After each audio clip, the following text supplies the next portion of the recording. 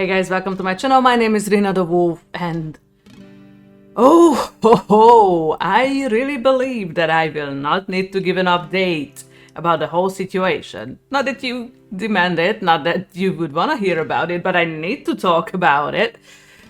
So actually, if you missed the first part of the story, I added it here, I think, because there are a lot of details in that one. But did I think it was over? Did I think everything is going to be just back to normal? As much as my life can be normal. And I could just move on from things and there would be no more drama. I did believe it. But so, after that Saturday, I calmed down a little bit. And on Sunday, I wanted to go over to Becky to, just talk things through, things like that, because I did not want to do anything or end anything while I was angry. So, Becky was not available over the phone. She was not home on Sunday. And I just casually, went over to her dad. And her dad said that I should not be worried about her. And I was like, okay, but what do you mean? And he went on like, well, she's getting a brand new life far away from here. So she got a new phone with a new number. She moved out from her apartment. I have no idea if she lives in the city anymore. I mean, maybe by far away, her dad meant like in another country. I don't know. She's moved. And seemingly she doesn't want to be in touch anymore. So that was fine. I let it go, even though I was a little bit angry because, she could just step up and tell my ex that it's all her fault, because she could technically do that. She does not want to do that, but I'm like, okay, that's fine. I mean, I wouldn't want to do anything like this if I wanted to destroy a relationship. I would never do that, by the way.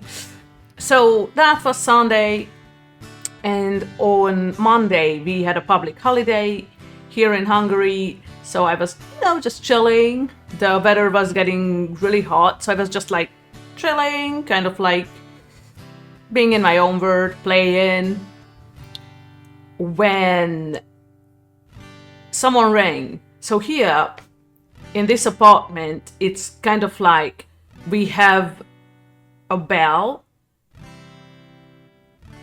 downstairs, outside the building as well. And, well, someone did ring that bell. And it caught me totally off guard. And I was like, no. So I didn't pick it up. I didn't let anyone in. But then I was like, maybe I should, just put some clothes on because, So while I was putting my clothes on, I was like, but what if it's Becky? Well, usually Becky just, use the code to get in, and then she comes in if I let her in. But I was like, yeah, maybe for a change, she's just trying to be nice, more respectful, things like that. Or maybe it's my ex, and she came to clear things up. So, okay, this is going to be a doozy. So, I let them in, and I waited for them to come upstairs.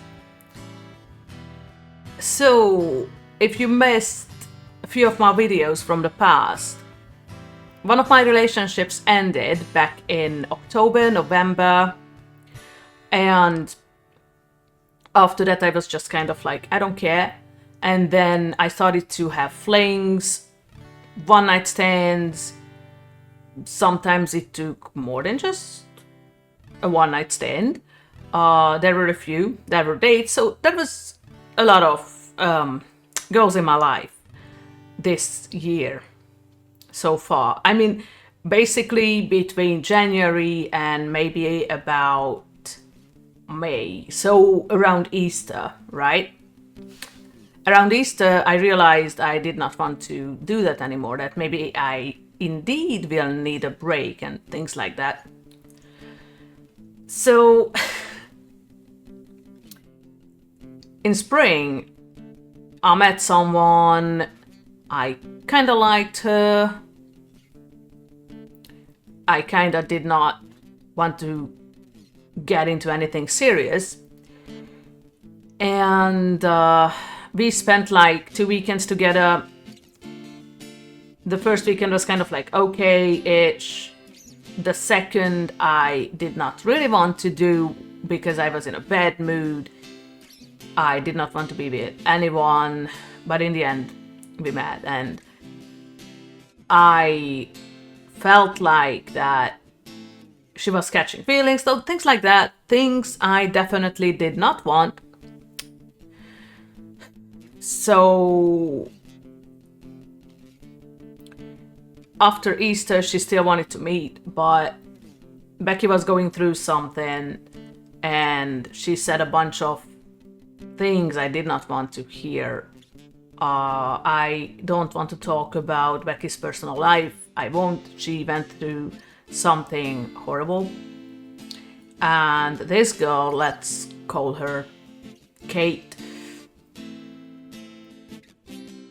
well, seemingly she just listed her experience, but you know, to me it looked like she was ill speaking about someone who was really close to me. So that ended.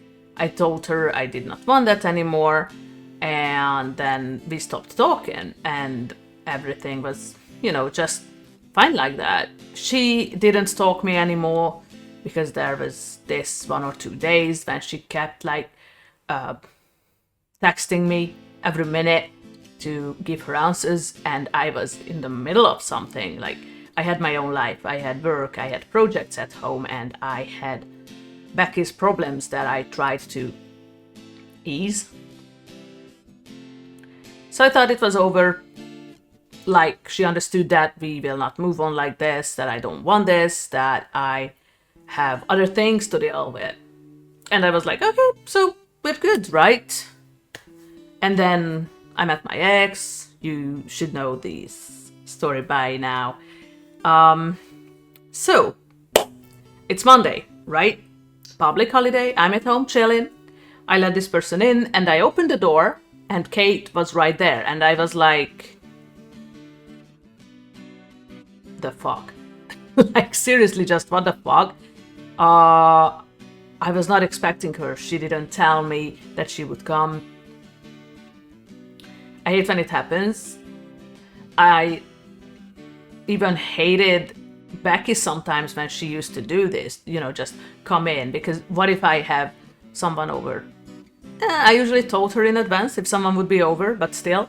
Or I was hoping that it would be my ex to clear things up, like telling me that this is not how she got to know me, that I would just block her after a wall of text or just disappear. But never mind, Kate was there, demanding answers.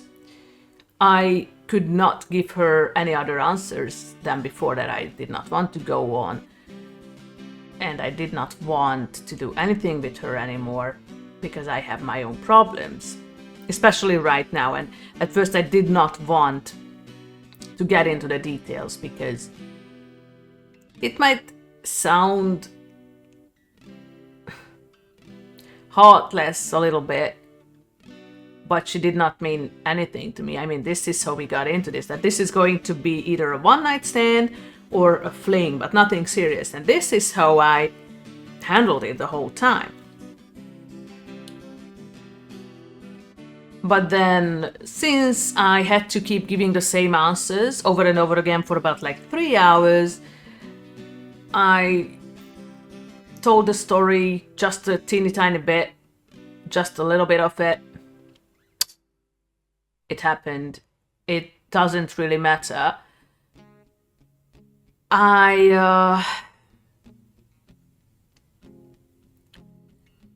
At that point, I was thinking about trying to get to my ex, like wait for her at her workplace, things like that. And actually, this meeting made me realize that shit, no, this is like stalking, this is disrespectful, things like that. So I told Kate that she should not be here. This is disrespectful. We didn't talk about that. We didn't talk about that she would come, things like that. And I find it really, really disrespectful that she did it. And now she's been here for hours, demanding answers, getting the same answers she didn't like. Of course, she didn't like the answers. She stooped so low that she asked things like, what could she do? Because she would do anything to make this whole thing happen again. And I was like, no. I am in love with someone. And yeah, they're fucking me up. Not in a good way. And then she was like, what if we talk about years? And I'm like, whoa, I have no idea what's about to happen next week or next month. I can't talk about years. I get it. I always say that everything happens for a reason, when it needs to happen, the way it needs to happen. Well, I still feel like what Becky has done is way more than unfair, and it wouldn't have happened if she could have decided not to interfere with this whole thing. But oh well, it happened. And I hope maybe one day my ex is going to be like, yeah, something was really off. So maybe it's time to figure it out. Most probably it's not gonna happen, and I'm not going to try to contact her in person. Would she unblock me? Sure, I would tell her the truth. But I really want to respect her decision for now. Well, that's it. I mean, my life has been crazy in this past month, and I don't like it. I mean, you know, I love drama, unless it's my drama, and currently it's my fucking drama. I got caught up in it. I don't like it. I hate it. And I am in love with someone so fucking deep, with someone who most probably wants me to disappear forever.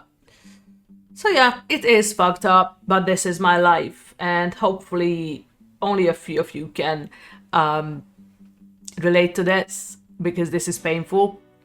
But anyway, sometimes letting go is hard, and Kate turning up unexpected, uninvited, made me realize that I need to let my ex go. It is painful. I love that woman. I actually believe that she's the one. And before I end this video, I will tell you a story. So, I was a teenager. I don't know, maybe like somewhere between 15 and 16, I think. Pretty much around that age. So, listen, I was young, I was naive, I wanted to be the daughter my parents wanted me to be. So I was dating a guy and something felt off. By the way, he was my first, like, kind of like serious boyfriend, relationship per se. And I felt like something was off. And one evening, my father was home. And this is going to be like so mushy, but when I was much younger and much more naive, I really envied my parents' relationship. You know, my dad is the first and only love of my mom, and my dad has always loved my mom very much. So when I was younger, I wanted something like that because I envied it, and I was like, oh, it's so perfect. And my father is very, very Central European. He barely smiles wholeheartedly, things like that.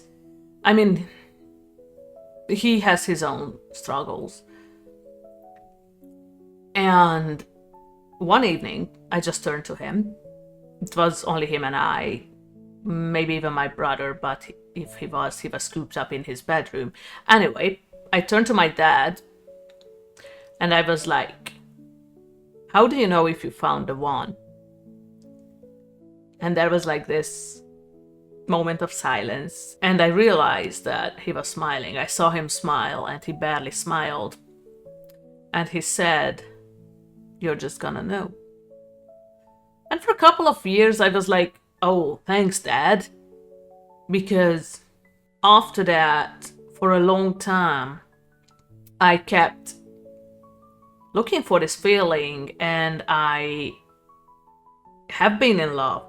I had been in love before, and I always felt like, oh, they are so good, and this is going to work, and we can get married, we can have kids, things like that, every single time. And I always felt that something was off, like, I'm too young now, they are not trying to help me find my own path, they are too controlling, they are narcissistic, things are not working, but I can make it work. So yeah, I always tried to make up for something that was missing. And this time, when I looked into her eyes, this was this wonderful moment, you know, when you know that you're about to kiss. And we were just lying in my bed, and before that I literally talked her ears off. I talked about my life, I talked about my dating life, how I ended up here, and we were just laying in my bed, and we just kept gazing into each other's eyes. And that was when I felt like that she's so perfect, and I really don't believe in perfect. Like, she's perfectly imperfect, and I think I could live the rest of my life with all her flaws and whatnot. And there's this moment before you know that you're about to kiss. And I felt this in that moment. And in my mind, I'm a Pisces. In my mind, I lived at least 1 million lives with her in that moment. And when we kissed, I realized that I fell in love. And I fell so hard and so fast that I couldn't protect myself. Because, to be completely honest, I was not expecting... Okay. When we were chatting, I was expecting myself to fall in love. But I was not expecting to find the one. So yeah, it's painful, but sometimes we just need to let things go. Respect the other one's feelings, things like that. Sometimes it just needs to happen. Yep. So yeah, that's it. Okay. Guys, I think it's way more than enough of me ramble. So, if you like this video, please give it a good old thumbs up and smash that subscribe button. It costs you nothing, it helps me a lot, and I hope to see you in the next video. Bye bye.